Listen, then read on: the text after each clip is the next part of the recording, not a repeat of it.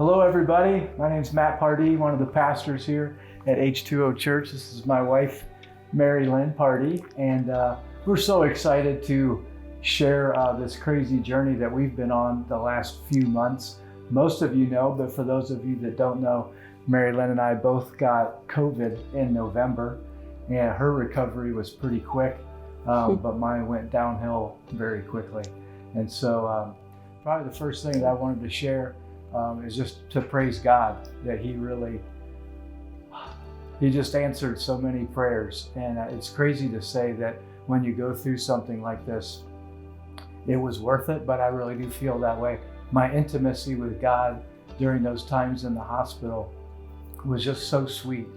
Reading the Word, listening to the Word, praying, hearing many of you pray for me. It was just a very awesome time of intimacy with God, and we're just feeling super blessed by all that He did. So we thank God for just being able to be here and what He's been doing. So, for sure, I have always felt so loved by the church and appreciated our family, our church family, but I have been blown away through this whole experience. Just the love and the support and the prayers and encouragement that we received over the past months has been amazing. Just like all the meals and the thoughtfulness and the gift cards and driving our kids places. It truly has just been remarkable. So thank you, thank you, thank you. Our church, other churches, people from other states that we don't even know. We're so grateful.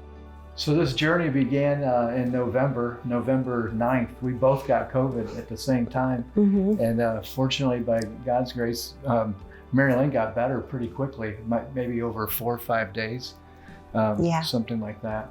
But during that time, I was getting worse and worse. We went to the Wood County Hospital November 16th, and it wasn't that long after that I had to go on the ventilator. I don't remember anything from December, so I'll let Mary Lynn tell the story about what happened from there. Yeah, so it was quite an adventure. So he went in, and then he was having so much trouble with his oxygen and breathing that he went on the vent within a few days after we got into the hospital. And I don't know how to describe it. It was just the most up and down experience. One day it was getting a little better, then he would have a new bout of pneumonia. He had 3 bouts of pneumonia while we were in the hospital. Kidney failure, heart issues. So he went on dialysis 7 days a week, and he was not getting better, so they ended up doing a trach, taking the vent out because it had been in too long through his mouth, and they put in a trach and a feeding tube. And so then that gave us more time to wean him off of the vent. And then after that, they pulled him off the sedation at the end of December.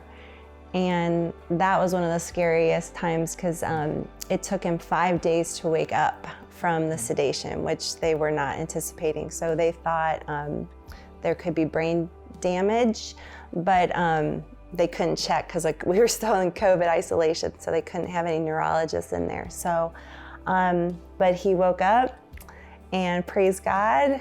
I was unconscious, so it was very difficult for her during that time, but I was not aware at all. Couldn't communicate at all. Yeah, I couldn't talk. I couldn't hold a pen to even write to her messages. And with the sedation and the COVID fog and all the medications, my mind was pretty foggy and pretty messed up there for a while. So that was a difficult time. Probably one of the most difficult days for me was on our anniversary, which was December 4th. It was our 22nd anniversary. And I came in that morning, and they had told me that he was having these dangerous heart arrhythmias.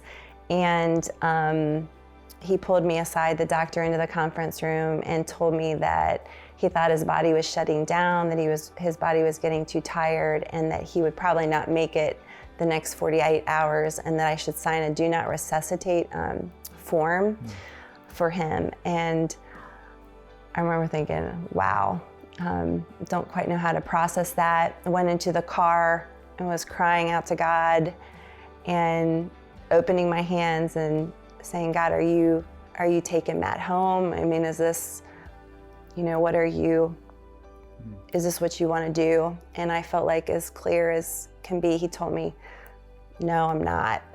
And so from that point on, it was so up and down, lots of days where they made it sound the same way.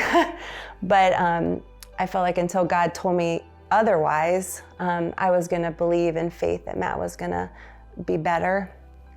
And so then it was just a process of lots of ups and downs, lots of surgeries. It was so crazy during that time of waking up because Mary Lynn started to tell me these stories, and it was so heartbreaking. Again, I wasn't aware of all of it, but this incredible roller coaster that her and the kids had been on, and our whole church family, I was so unaware, and there was so much crying. Those first few weeks, I probably cried more. We probably cried more than months or years before that. It was so emotional. I'd been reading in the book of Ezra when they're rebuilding the temple. It's very similar to the book of Nehemiah, where they're rebuilding the wall during that same time. And there's a point in there where they're building the foundation, and the people are so overwhelmed with emotion that they're weeping, and other people are praising God and shouting. And it's so interesting. It says in the passage that you couldn't discern the difference between the weeping and the praising God and the shouting. And I remember just reading that in the hospital. I reread Ezra many times. I was like, wow, that just resonates so much with me, because during that time, there was so much to thank God for. Yeah. Very specific answers. Every day. To prayers, yes. But then almost every day, some traumatic things that I was learning, and vulnerable things. And so there was a lot of weeping and crying, but a lot of praising God. Well, moving forward, we just wanted to share a little bit about these coming months. And again, we are so excited to be back and to see everybody, to start easing back into work as much as my strength will allow me to. And again, we're just super excited to be back into ministry and seeing everyone. I'm still going to therapy 3 times a week to gain some strength.